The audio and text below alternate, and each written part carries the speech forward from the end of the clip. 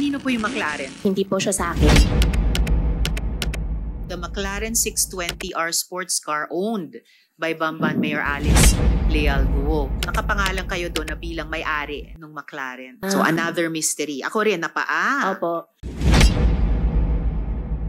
Sabi nyo kasi, hindi sa inyo yung McLaren na 620R. Yes po, Your Honor. Hindi po siya sa akin. Oo, pero yung ipapakita ko pong photo, yung nakapangalan kayo doon na bilang may-ari ng McLaren.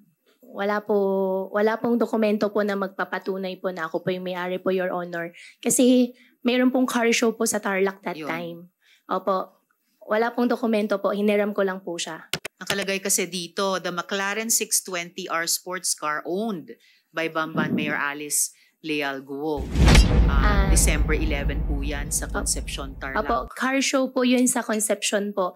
At since nasa probinsya po kami, gusto lang po namin mapasaya po yung mga kababayan po namin. Kanino po yung McLaren?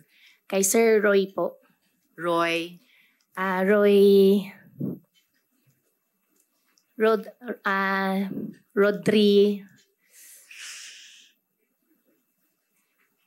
Bibigay ko po agad ngayon yung apelyido po. Hindi nyo alam yung nagpahiram sa inyo ng 33 million peso car? Rodrina, 18 million pesos ang duties niya.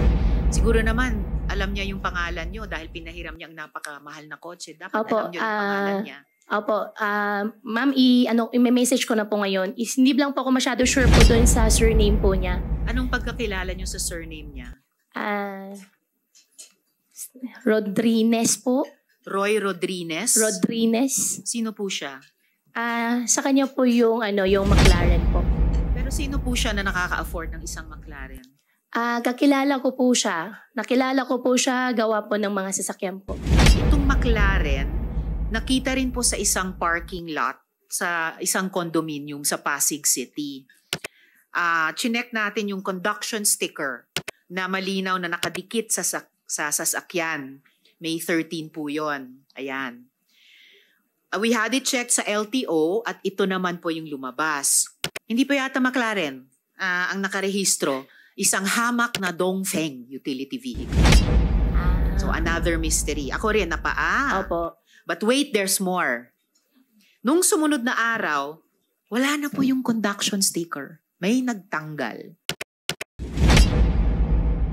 Bakit naman po ganyan yung mga kaibigan nyo, Mayor? O ayan wala na yung sticker.